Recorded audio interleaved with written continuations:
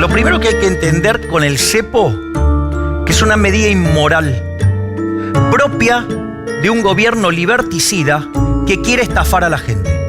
¿Por qué la medida es inmoral? La medida es inmoral porque lo que hace es, vos que te ganás honestamente tus mangos, tu guita, no te deja comprar los bienes que vos querés.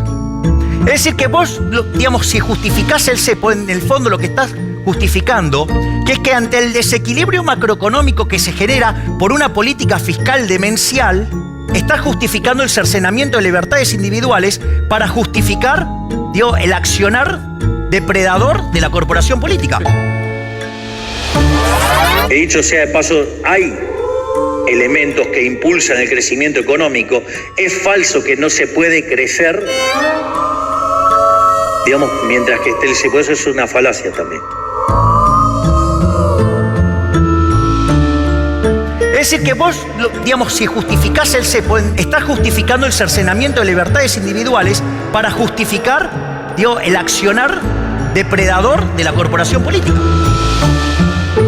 Y si no es así como yo digo, dale, libéralo, a ver si te animás. Qué fabuloso el archivo de Maxi Díaz armando este contrapunto entre Milei antes y el Milei ahora vinculado con el denominado cepo. Porque sirve como disparador para tratar de entender qué significa el cepo. El cepo es un mecanismo de control de cambios, un mecanismo de regulación cambiaria. O sea, uno puede decir de control y administración de las divisas del Banco Central. Es una rareza, ¿no? Digo, en el mundo ¿existen cepos como este? De tan nivel de, por ahí, de control tan estricto en los países más conocidos, no. Por ahí en su momento existía en Venezuela y en Venezuela lo liberaron. Y ahora hay una suerte de dolarización espontánea. Pero a mí me parece interesante para tratar de analizar específicamente lo que es la economía argentina, que es una economía bimonetaria. Es una economía bimonetaria porque no tiene una moneda doméstica donde la población la acepte como reserva de valor, o sea, para ahorrar. Y lo que decide para ahorrar es con dólares. Y a la vez, cada una de las crisis en los últimos 50 años profundizó esa característica, ampliando no solamente para ahorrar, sino que para algunas transacciones utilizar directamente dólares. Por ejemplo, para la compra y venta de propiedades. Incluso también para la compra y venta de autos de alta gama o de media y alta gama. Y después con referencias como se avanzó en este último periodo, precisamente porque se agudizó las crisis o se reiteraron crisis, bueno, hasta alquileres se pagan en dólares. Eso es una economía bimonetaria. Por consiguiente, hay un análisis específico sobre qué es lo que se tiene que hacer en el mercado de cambio. Porque en esta economía bimonetaria, con alta inflación o muy alta inflación y muy endeudada en dólares, ¿qué es lo que pasa en el mercado de cambio? Te define la estabilidad económica, la estabilidad financiera y por consiguiente la social y la política. O sea, no es solamente una variable para entenderla respecto a decir, ¿puedo comprar o no puedo comprar dólares? Una empresa puede comprar o puede vender dólares si tiene o para enviarlo a sus casas matrices o enviarlo al exterior. Digamos, tiene una implicancia el control de cambio, mal denominado cepo, o para decir popularmente denominado cepo, para tratar de entenderlo. ¿Por qué Milei en gestión de gobierno tiene que contradecirse en una forma flagrante respecto a qué es lo que decía antes? Hasta al nivel de decir que con el cepo es falso, que con el cepo no se puede crecer. ¿no? Es impactante porque esto es lo que a lo largo desde el 2011, cuando se instala el mercado de cambio, noviembre del 2011, se instala, es que fue un gran debate, digamos, del mundo de la ortodoxia, el mundo de los economistas y del pensamiento convencional, diciendo, bueno, por culpa del cepo es que están todos los males en Argentina. Ahora bien, es mejor no tener control de cambio a tener este tipo de control de cambio. Porque en última instancia lo que pasa en la economía argentina es que estás en una trampa. Es lo que yo llamo la trampa del cepo.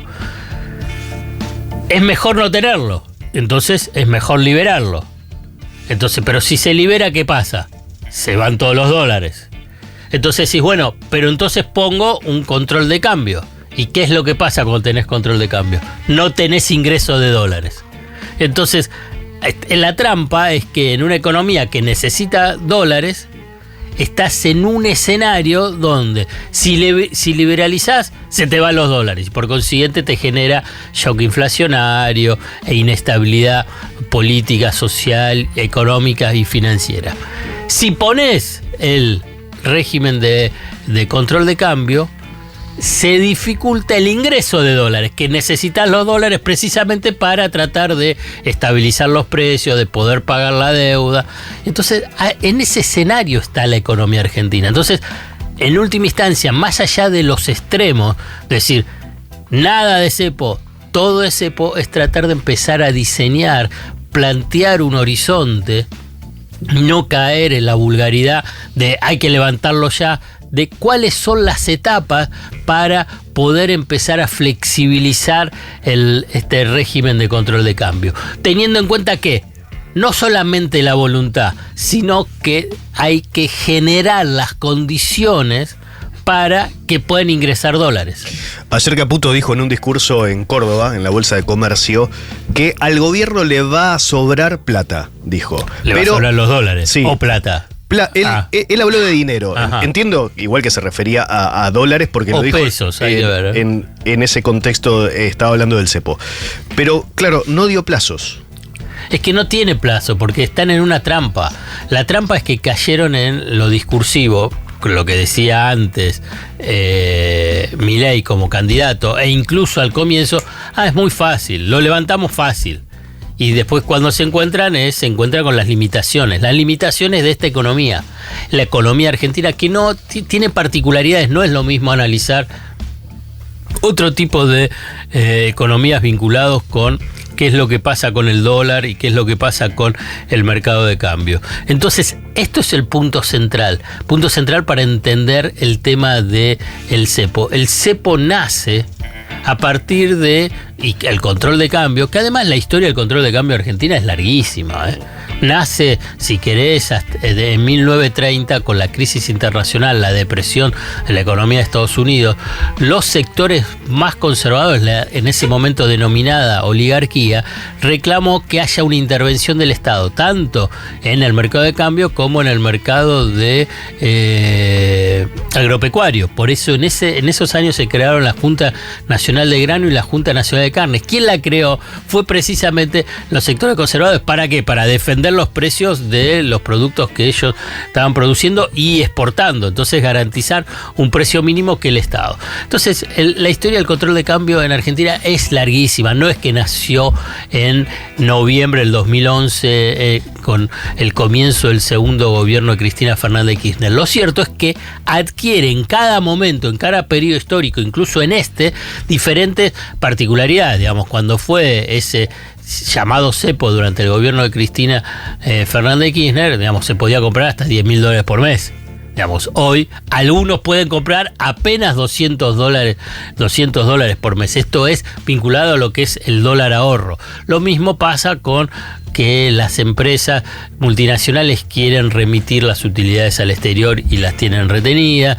Lo mismo pasa con la masa de importaciones que todavía no el Banco Central adeuda. Entonces, la complejidad no se puede levantar en forma inmediata, porque si no, lo que tenés es una corrida hacia el dólar. ¿Cuál es uno de los supuestos más fuertes? Es, bueno, si con 15.000 millones de dólares sí se puede levantar. Yo lo que digo simplemente es, ahí puede aparecer la fantasía que lo podés levantar. Y por ahí lo levantás. El tema es cuánto te dura. Porque si tenés esos 15.000 millones de dólares, si tenés una demanda de dólares muy fuerte, bueno, rápidamente te lo sacan.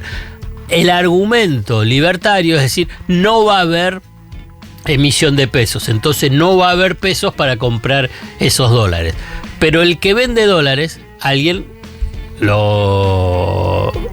genera una situación de debilidad a futuro de ese Banco Central. Si tiene esos 15.000 millones de dólares y de repente, ¡pum!, desaparecen. O sea que me parece que requiere el análisis de las regulaciones cambiarias un mayor rigurosidad, mayor profundidad, tratar de entender mejor cuál es la dinámica económica y cambiaria de la Argentina para no caer en estas soluciones fáciles, se puede levantar, o la otra, es decir, es necesario 100% mantener la regulación cambiaria. Lo único, y acá para cerrar, es como concepto, es que hay una trampa. Hay que entender que existe esta trampa del cepo y la habilidad es tratar de no caer en esa trampa.